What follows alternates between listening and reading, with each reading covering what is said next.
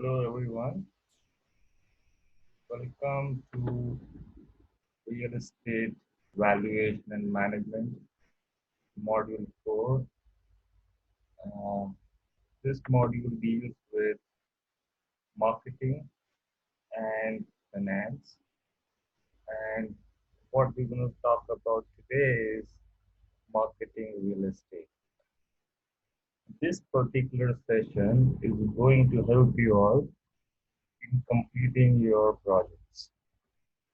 So, some of the concepts that I'm going to talk about today might be new for engineering students and anyone who has taken any formal course in management or marketing will find some of the concepts very similar to what they might have studied. So let's dive directly into the topic on marketing of real estate. So let's understand the objective of this particular session. We want to understand the basic concepts involved in theory of marketing as applied to the field of real estate. It's a very simple objective that we have, and in the course of the subsequent slides, we will be trying to achieve this objective through a presentation. Now, how do you define marketing? So, marketing is a process by which individuals and groups obtain what they need and want through creating, offering, and freely exchanging products or services of value with others. So this is the definition given by one of the gurus of marketing management, Philip Kotler, and he's a very popular author and academician in the field of marketing. And so here what we are looking at is the key word is creating value. And so when you create something that is of a high value and you offer it, and there is a mechanism by which you can exchange that particular product or service, that is essentially what marketing is. And how is it different from selling? So let's debate a little bit about how marketing is different from selling. So there will always be a need for some selling, that is true, but the aim of marketing is to make selling superfluous and to know and understand that consumer so well that the product or the service fits the consumer and sells itself. So the idea of marketing is to create a product or a service of such a value to a certain section of uh, consumers or buyers that it is good enough to sell by itself. So ideally, marketing should result in a customer who is ready to buy, and then all that would be needed is to ensure that the product or the service is available to that particular consumer. So that is how marketing is different from selling. Uh, a simple marketing system looks like you have a group of market, that is a group of buyers whom we call market, and then you have the industry. These are the people who sell, and they exchange products or service in return for money. And this particular chain is enabled by a communication and an information channel between the industry and the market. So this is what a a simple marketing system looks like. And a complex system would have a lot more added to the channel of communication and information. As you know that there are various modes of communication, and again the industry of sellers could be again divided into different types of products and services, and same goes for market. So now that we understand what a simple marketing system looks like, let us talk a little bit about the target market and something that we call market segmentation. Uh, Now, it is not possible for someone who's marketing a product or a service that he or she will satisfy everyone. So just like not everyone likes the same soft drink, movie, or a restaurant, similarly, not everyone may be interested in buying a certain property, right? So that can differ from person to person, class to class, different group of people. And so it is important that marketeers identify and profile distinct group of buyers who might prefer or require varying products. And that's what market segmentation means. So market segments can be identified by examining demographic, psychographic, and behavioral differences among buyers. So specifically when we refer to target markets and market segmentation in real estate, we are looking at different demographic profiles which include especially the classes, the middle class, the higher middle class, the upper income groups, the lower income groups, the EWS, the different uh, classes. And within the same group, you have different religions and castes and certain kind of communities which prefer to stay together. And apart from that, each of these communities as well as persons have different psychographic profiles. There is a community which prefers saving more money and spending less compared to a community or a certain class of people who might indulge more and spend more when it comes to buying products and services. So again, these profiles are on a different scale, and it's very important for a marketer to identify at what point in the scale he or she is offering the product. And for us, a marketeer, we would refer marketeer in real estate as a real estate developer or a builder who is offering a certain project of a certain kind. It could be retail, it could be a commercial project, it could be a residential project.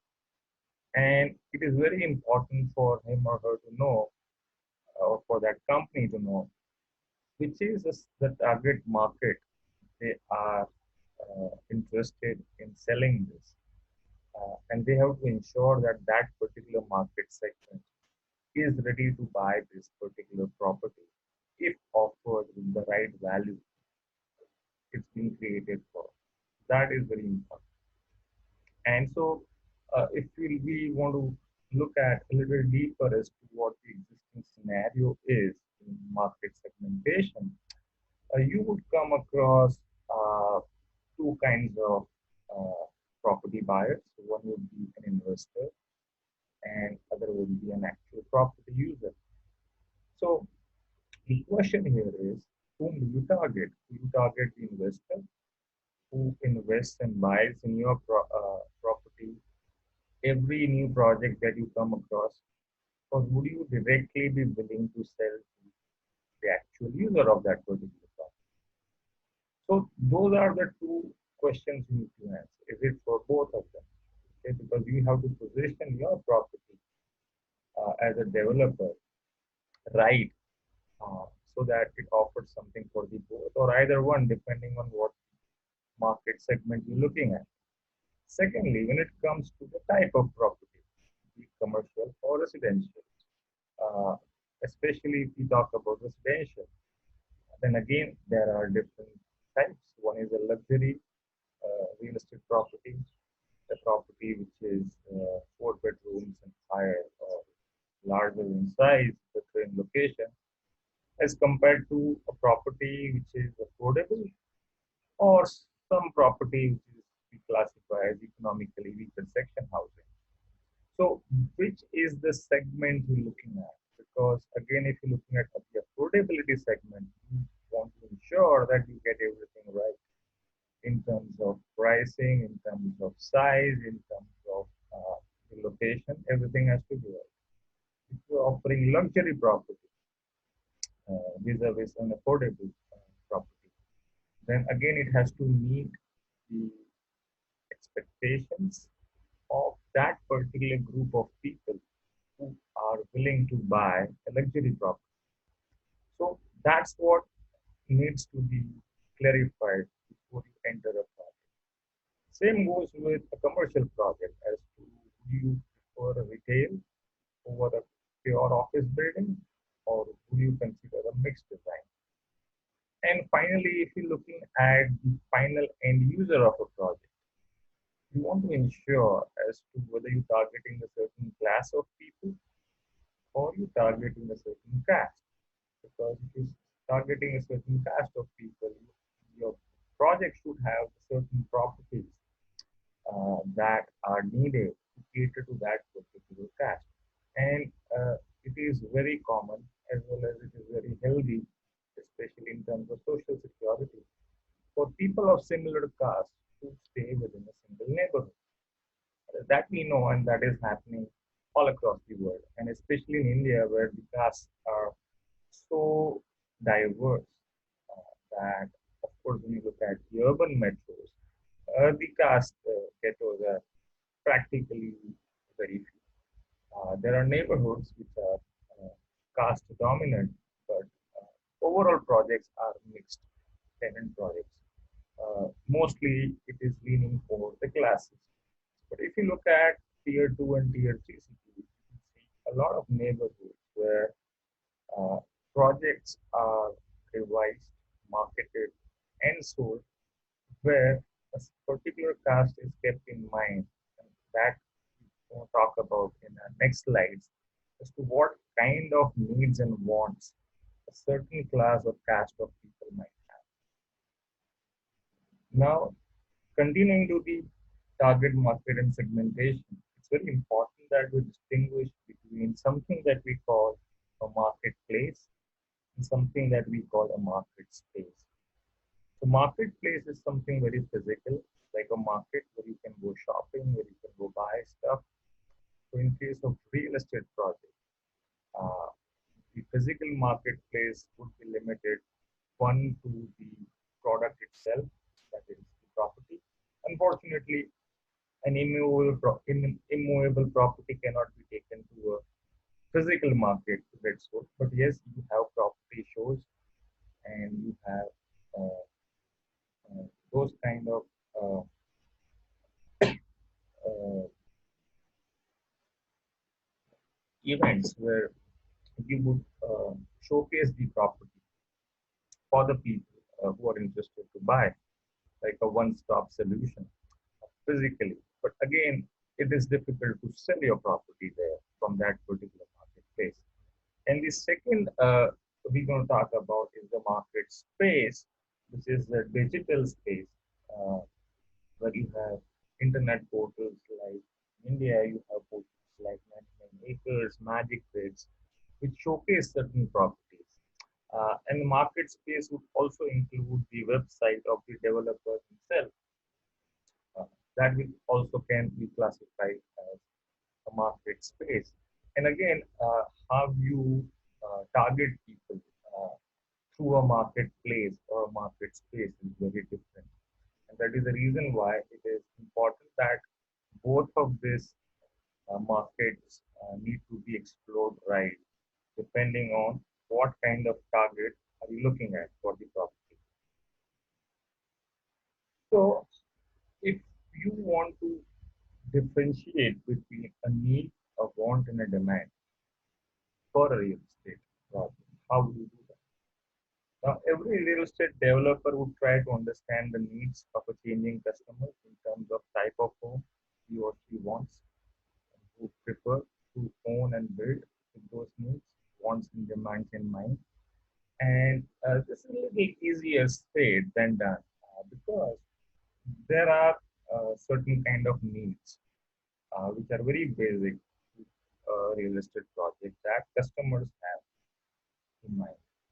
And then there are different wants, and what specifies a demand. So demand and needs are different. And we would look at both demand and needs very differently.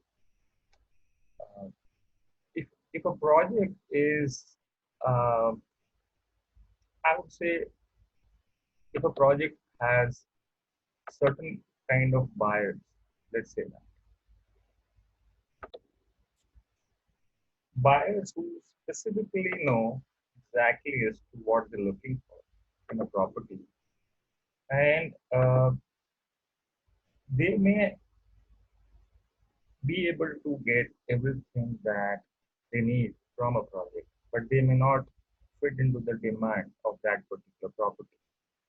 And so we're going to talk about that a little bit. But first, let's understand what are the different needs that a person would likely have from a real estate project from a developer. So, if you want to classify uh, the different needs of a real estate project, then the demands for that particular uh, property have to be fulfilled thoroughly by the real estate developer, including the price, including uh, the value they're looking for in a property. So there are a few kinds of needs we're going to talk about in next slides. But let's understand what exactly is a real estate developer or a marketer looking for.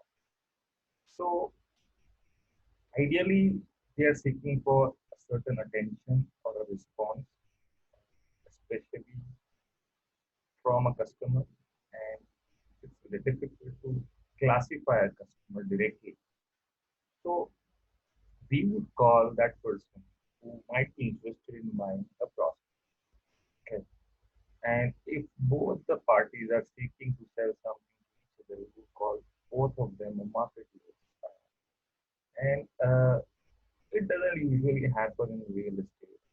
It's a very monopolistic market. And usually, uh, you do not get two parties are both marketers, except for certain builders who might exchange properties or might buy stake in each other to leverage on that project. Now, let's look at how a buyer evolves. Okay, so let's understand a little bit about uh, how you get a buyer in a real estate.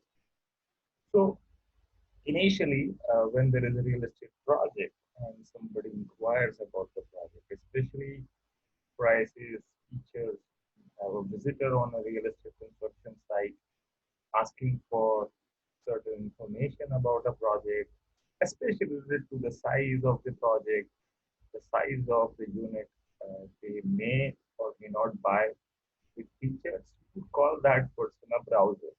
A browser is primarily looking to just get information. He or she may not be even collecting this information for themselves. It could be for someone else. And so, when you have someone visit a construction site or a real estate site, specifically a real estate site, you cannot call them a buyer because they have just taken information and they may not be actually interested in buying the property. But when someone visits again, asking more questions about the project, asking if a certain location is available, if there can be any room for negotiation.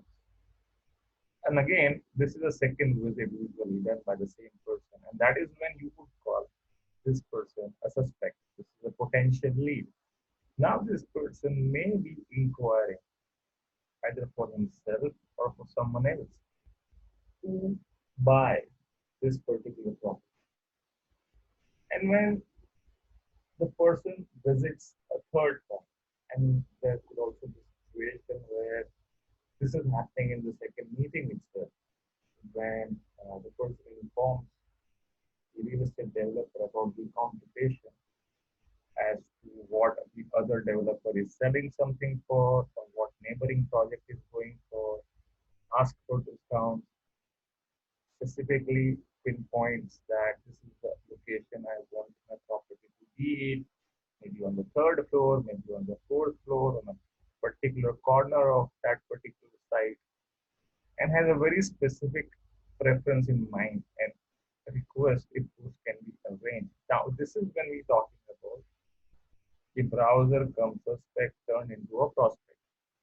And this is what we term as a premium lead.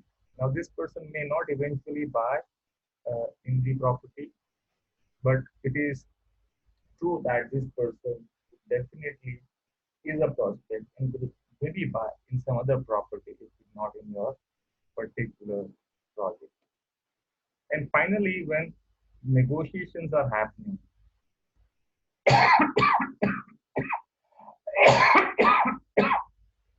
and a buyer is talking specifically about payment terms, the amount of cash that needs to be paid, and is negotiating hard eventually. That is when you would say that this person has made up a mind and is going to buy in this particular project. Maybe sooner or later, maybe on some other location, maybe at a different price. But the person is going to buy in this particular project where we are negotiating. That is when you would call them a buyer. Okay, so that is how a buyer evolves from browser to a prospect. And the key of marketing is to get more prospects and buyers, and make sure that there are less number of browsers and less number of prospects when it comes to actual buyers, actual users for that particular real estate project. Of course, for every project, you will have all these four kinds. You cannot try and eliminate anyone. Uh, However, this is how a buyer evolves, and it is very important to identify someone as to at what stage they are in this evolution stage. And so, we're looking at something that we call a marketing mix. And marketing mix is what helps you design your market segment, design your buyer profile, and you can do that using this classic four P's of marketing, which is product, price, promotion, and place. Uh, and the study of marketing becomes easier if marketing mix concepts is used to understand the marketing process. Of course, there are a lot of other tools you could use, but again, this marketing mix is something that is very basic and it's something good for you to get started. So, what does a marketing mix look like? Let's talk about product. So, what product are we looking at here? So, we're looking at a real estate product. Okay, so a property. It could be commercial, it could be residential, depending on your project. We're looking at, okay, what features are you providing? What amenities are you providing for that particular project? What is the USP of the project? USP means unique selling proposition. USP technically means what is that one unique thing you have which no one else has. That's what we call a USP. Whether you are an established real estate developer or you are a new developer, if you are a new, the brand value will not apply to you. However, if you are an established real estate developer or a company, the brand name will be part of the product itself. What variety are you offering in your product? So, are you offering different varieties? So, if you were to take the example of a residential project, are you looking at a 2 BHK plus 3 BHK? That's a variety. 4 BHK. So, that's a variety you offer within your particular real estate project. What aspects of design are you offering? And this refers to the architectural design, the overall campus design, site design, unit design, movement of spaces, circulation, aesthetics, services, everything comes part of the design, which is part of the product. And finally, the packaging as to how you are packaging this entire construction project and how you are showcasing it to your target audience or target customers. That's are all the aspects of product. Now there could be more. Uh, the list would have more, terms in it. That is something you can figure out depending on what exactly you're doing with the project. If you look at the second P of promotion, we're looking at how you're going to promote the project. Are you going to do something what we call direct marketing, or are you going to hire a PR agency, a public relation agency, which will carry out promotions for you? PR agencies are usually agencies that carry out promotions through media, different media, television, newspapers, articles, stories, journalism. That's how it is done. And then you have a third source of promotion, that is advertising. And advertising, again, you can do through print media, television, media, outdoor, hoardings, billboards. All those are different ways of advertising and promoting your project. Or you're going to do something called a personal selling, where you are personally going to talk about the project at different venues, different set of people, and try to promote your project. So again, these are four different ways you can do promotion. You can do a combination of two, three, or all the four, and that depends on how much budget do you have allocated for your uh, marketing. Now, the place of uh, marketing mix would primarily include from what place. So again, we're talking more about both marketplace and market space, but mostly marketplace. So what place are you going to sell your product from? Of course, one, you're selling it from your project site itself. But secondly, you will not be able to reach out to a wider suspect prospect uh, uh, range of people, and that's where you need either brokers or different channels through which you would market your real estate. And finally, the fourth aspect of marketing mix is the price. And so we're looking at uh, whether you are offering any discount on the project. Are you offering flexible or rather inviting credit terms? What is the payment period going to be like for the project? Are you looking at a 10-year loan, or looking at a 15-year loan, 20-year loan, mortgages, or a short-term period? Are you going to offer just cash-only payment period? Things like that. And so the finance availability and payment is where you tie up with the right bank or the housing finance institution, so that because it is more of a B2B relationship, a business-to-business relationship, where you could offer something unique in this aspect of price. So how do you design your own marketing mix now? So every person, this is especially for your project that you are required to do, you would be designing your own marketing mix so that you can pitch your project efficiently. So just taking an example, let's say you're doing residential real estate project. And this is again an example. You have designed something of your own. So at the product end, you know your size and you know exactly what amenities are you offering. It can be specified very, very uniquely. Second, your USP could be the location. It could be your USP.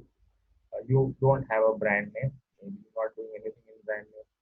As far as variety is concerned, maybe you're offering 1, 2, and 3 BHK in separate towers of high-rise buildings, and you are not, let's say, offering anything unique in design. You're not spending too much there. Design is very basic. You're not offering any packaging. Maybe because this could be a affordable housing project, and the target audience is in the target segment for this particular project is in a certain range, and maybe you don't want to spend too much on design and packaging. Similarly, in promotion, you might stick to direct marketing, personal selling. You may not hire a PR agency. You may not advertise the project in a very big way. You might do little advertising, but the budget would be minuscule. And maybe you are selling it to the brokers. Maybe that could be one way of doing it, and not promoting too much through different channels and internet portals. And you may not offer discount because it's already a low margin uh, project for you, but you may provide good credit terms and a very flexible payment period. And your down payment again option could be very high uh, compared to other projects. So again, so this is the way you could design your own marketing mix. And that's where you could position your product or the real estate project in a certain space. And again, these decisions will come one with the computation as to the location where you're doing a project. Do you have other real estate developers who are offering something? If they are, your first question would be at what price are they offering? Is something similar? And what marketing mix you have they have used? And third, second and third, can you differentiate from them? At the same time, can you be competitive enough so that your product, your project will stand and will be able to sell at that particular location? So those are the key questions you would be answering while designing your own marketing things. So earlier I was talking about different needs, wants and demands of a customer. And so we would classify that a customer might have certain kinds of a need. And again, when I say customer here, we're looking at the ultimate prospect in the buyer kind of a situation. Of course, only when a person has bought a property does that person become a customer. But having said that, let's look at some of the five very basic kind of needs that your buyer would have from you. So one is a stated need, and so your buyer exactly knows as to how much budget he or she has. And again, here we're taking example of a residential real estate project. So they have a fair bit of idea. They're looking for a house in a certain range. And secondly, they have a very fair idea of the size they want. And this is a very stated need, meaning that they will talk about it very openly. They will not shy around with the developer as to not say something on this particular. Second would be real needs, and the example is that the buyer who's wanting for a house uh, wants a loan or a housing finance option, an easier repayment options with proper EMI, with a good interest rate from a good bank. Now, this is a real need.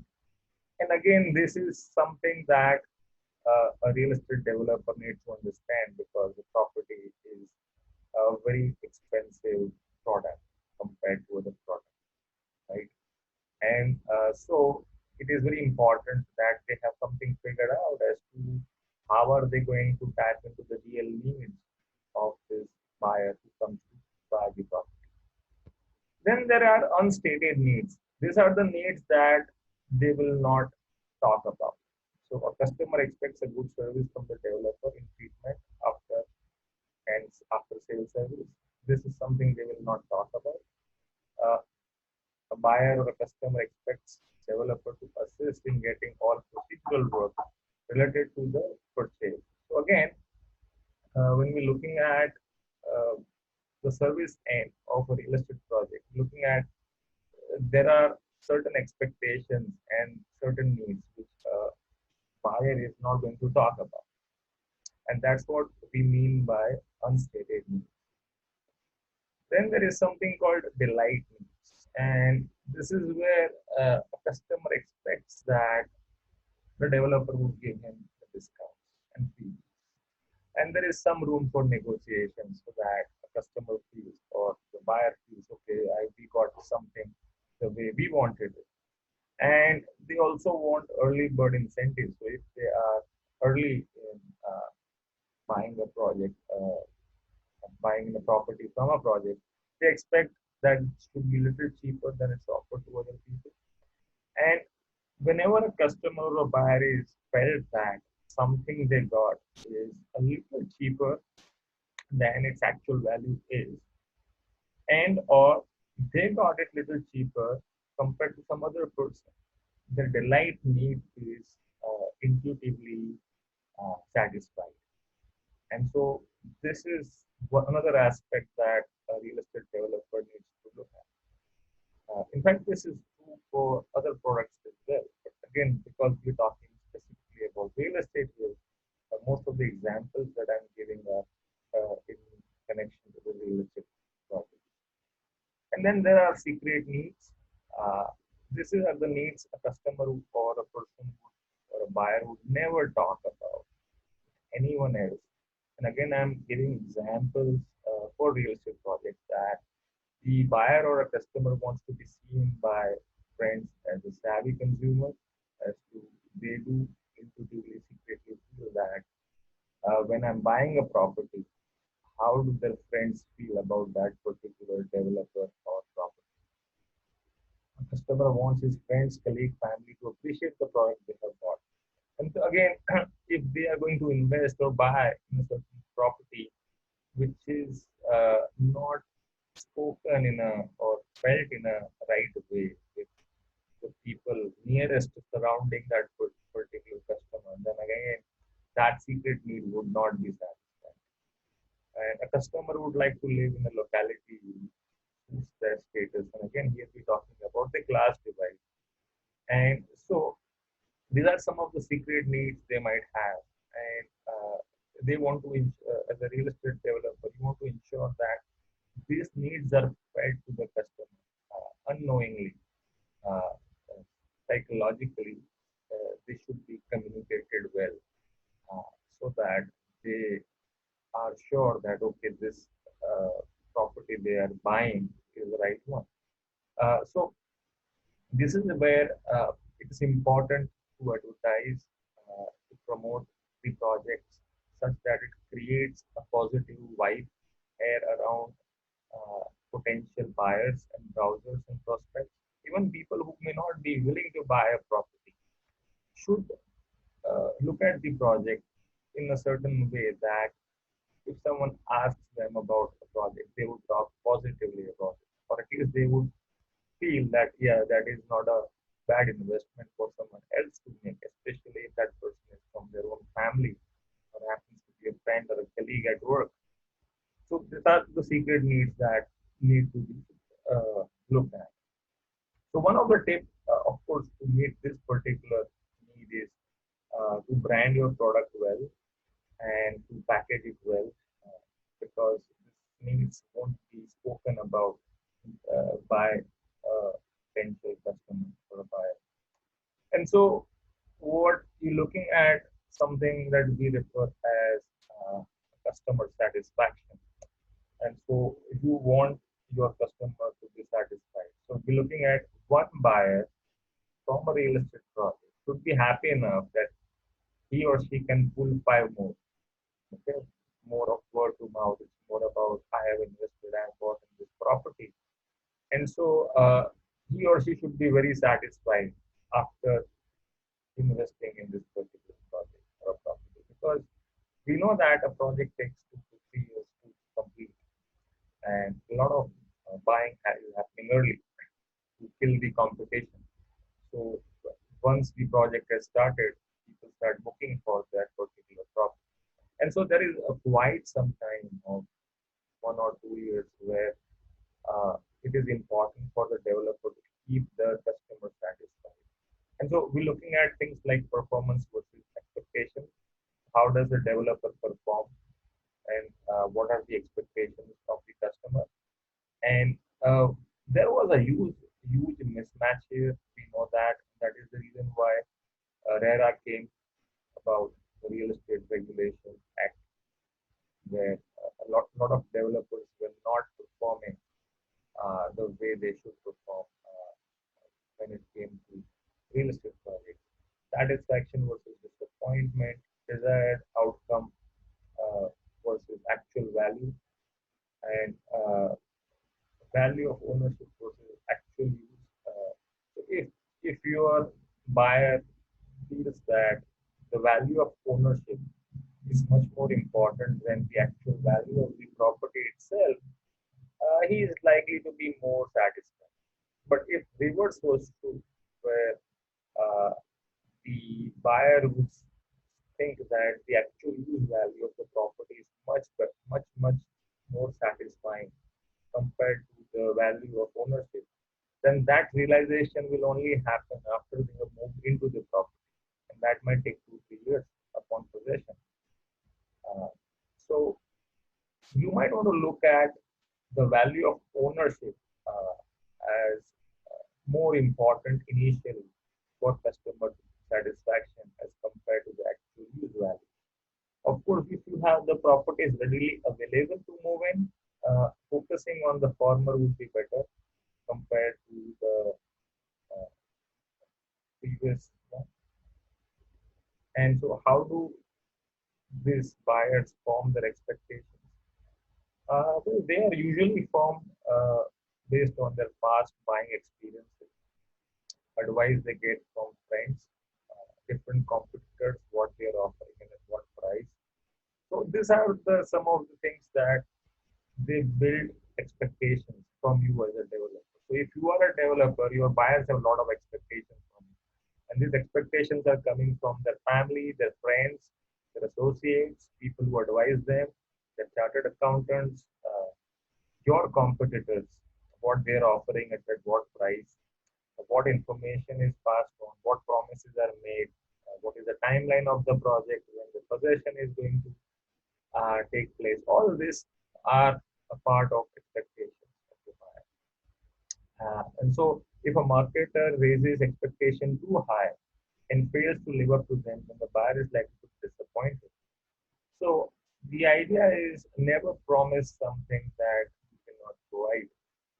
So, the communication channel has to be absolutely right because you don't want something that we call a moment of truth. If you read a lot of advertisement in newspapers, billboards, there is an asterisk at the end of an offer, and that asterisk is what we call moment of truth. It's more like a caveat, if or that yes, we are offering it at this price if you pay 100% money. Those are moments of truth when they realize, oh, that's the catch. So the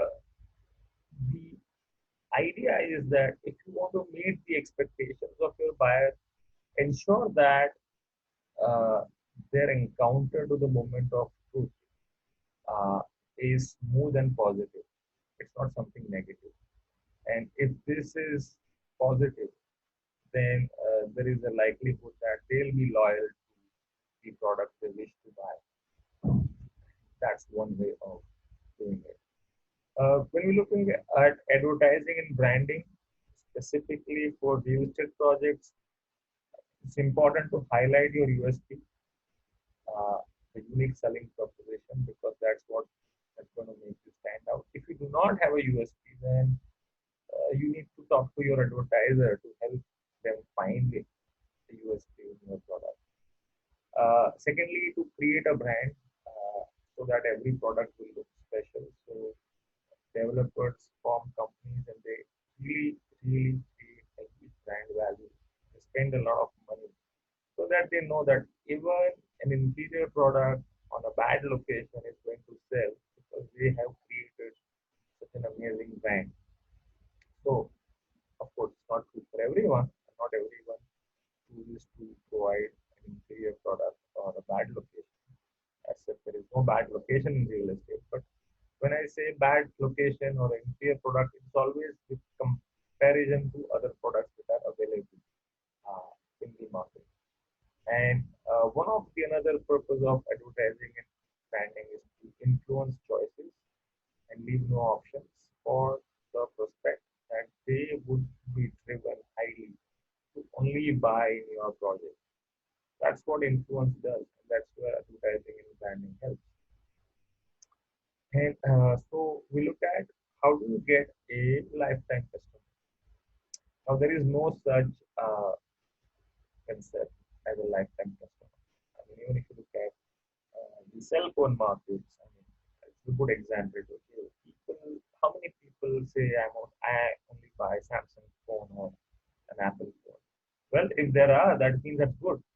If there are people outside who say I only buy iPhone or an Apple product, that's a lifetime customer Apple has got. And maybe they have created such a brand value, such a great value to their products and services that they have been able to have a lifetime customer.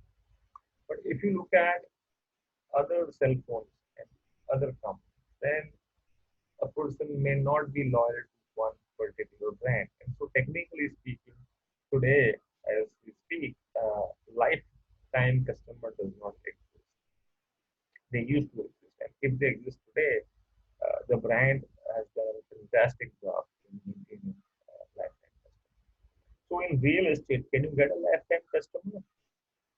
It's difficult to fathom initially because a person buying a house from you will eventually buy again, let's say after 20 years, maybe once in a lifetime, twice in a lifetime. I mean, it's such an expensive product that it is very difficult to get a lifetime customer when it comes to real estate. But then there is something we call an investor. What's an investor? Investor is a person who makes a lot of money, who has a lot of spare money, who invests in real estate to make money. And he buys in every project he proposes. He buys a certain lot, 5%, 10%, he buys 10 properties, 2 properties, 3 properties. He could be buying this using cash or formal finance. What's he looking for? He's looking to make money in every investment he does in your project. So a certain amount of your margin goes to him, but then he also bears the risk and he technically buys into your project, at least some portion. So we can call this investor a lifetime customer or a real estate developer. And so many times you might have heard that a certain real estate developer is only constructing projects for his investors. And then the investors may or may not sell it further or may not make money because some investors are only looking to park their money in real estate.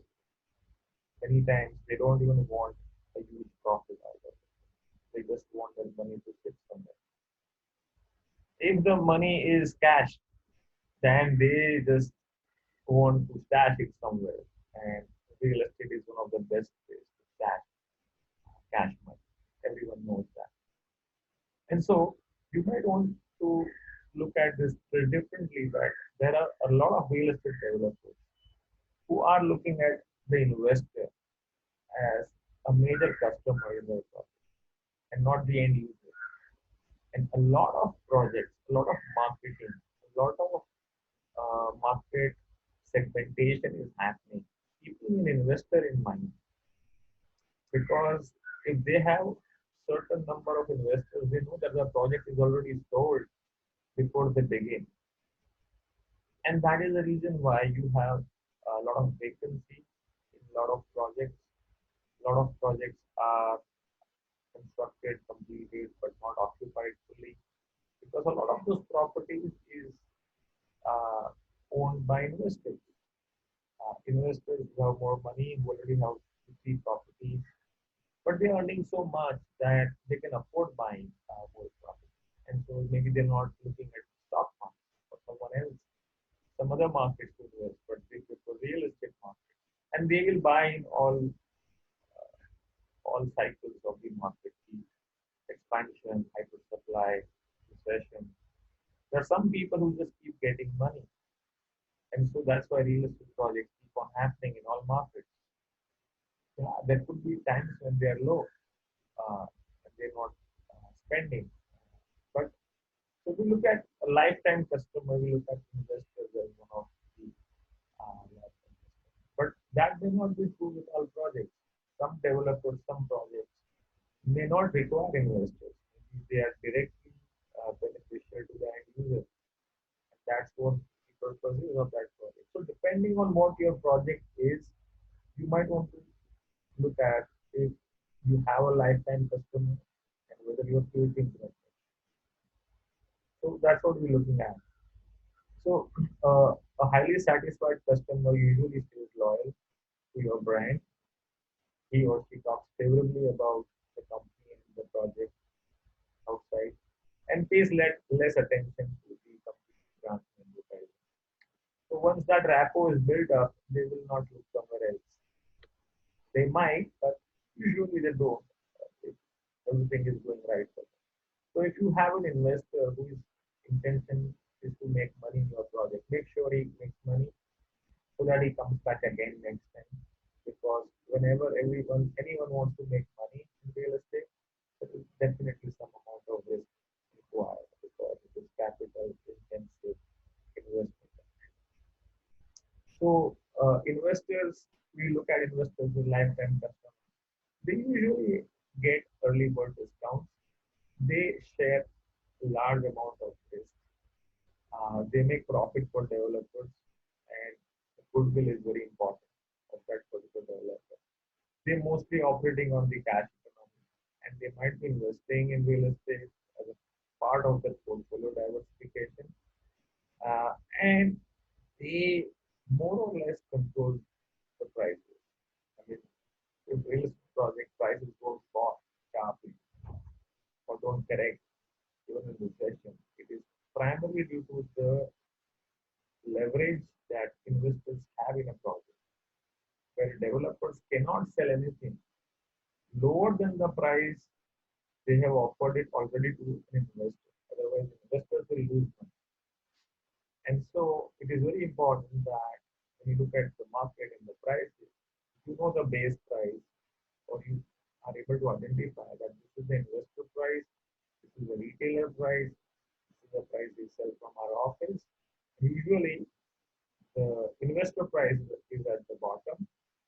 What you sell from your own office or your firm is little more expensive, and what the retail buyers get is probably the most expensive in terms of the price a real estate project is selling for. So there are three different prices at a given point of time.